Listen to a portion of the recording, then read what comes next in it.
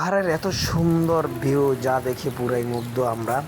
আর সেই সাথে ঝর্ণার পানিগুলো নামতেছে সেইগুলো দেখতেছি, আর একটু ভয় ভয় কাজ করতেছে যে কিভাবে পাড়ি দিব এই পথ।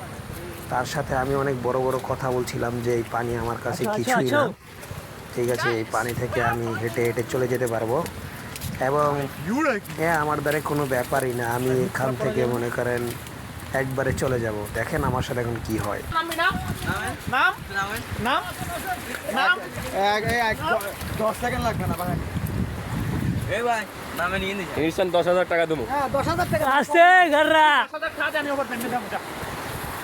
এত পানির স্রোত যা দেখে পুরাই আমরা অবাক যে নামার কোনো প্রস্তুতি নেই। তো এইখানে আমাকে অনেকে ফালানোর জন্য ট্রাই করতেছে যে আমি অনেক বড় বড় কথা বলছি, তাই আমাকে ফালাবে। আমরা এখন এটা পাড়ি দেওয়ার পরিকল্পনা করতেছি, কারণ আমাদের সময় নষ্ট হচ্ছে, তাই এটা পাড়ি দিতে হবে যেভাবেই হোক। আপনারা বর্ষার মৌসুমে যদি সাঁতার না পারেন এখানে না আসাই উচিত। এই যে গাইজ আমরা এই যে 700 নদী 13 নদী পাড়ি দিতেছি। এই যে আমরা আছি, দেখো দেখো এইদিকে বলো, দর্শকের উদ্দেশ্যে কিছু বলো। কিছু কর দেয়, পুরো জীবনটা তেজপাতা। নামতে আসি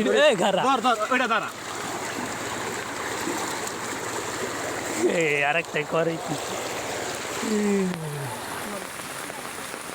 লাস্ট পর্যন্ত আমরা 7 সমুদ্র 13 নদী পাড়ি দিয়ে চলে এলাম না, এখন পাহাড়ের ভিতরে।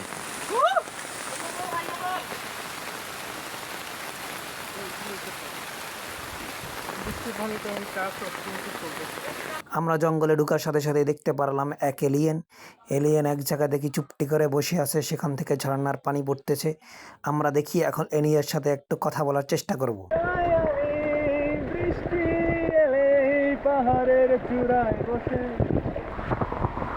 পাহাড়ে আজকে এত পরিমাণের পানি যা বলার বাইরে, মানে বেস্ট। আপনাদেরকে কিভাবে দেখাবো বলতে পারি না। দেখি কোথা থেকে নামা যায়।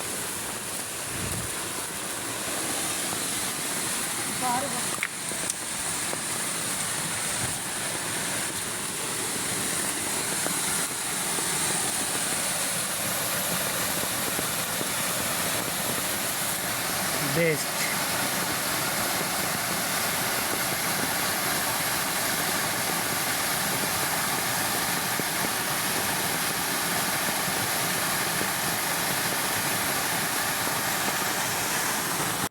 আমি পুরো জীবনের রিস্ক নিয়ে এসে ঝর্ণার মাথায় বসছি, কারণ আমার সবাই গালাগালি করতেছিল যে কোনো সময় পা পিছলে পড়ে যেতে পারে।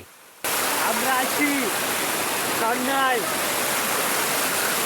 এই দেখো সামনে,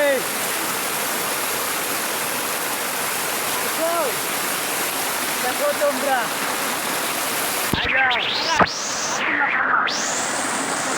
খুব সাবধানের সহিত একটা একটা করে পা ফেলতেছি আর খুব ধীরে ধীরে উঠতেছি, কারণ খুব সতর্কভাবে এখান থেকে ওঠা লাগবে, না হলে পা পিছলে পড়ে গেলেই জীবন শেষ।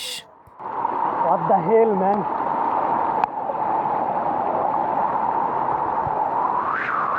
জীবনের লাইফে যদি অ্যাডভেঞ্চার করতে হয় এরকমের অ্যাডভেঞ্চার করতে হবে, হিউজ পরিমাণের ভাই।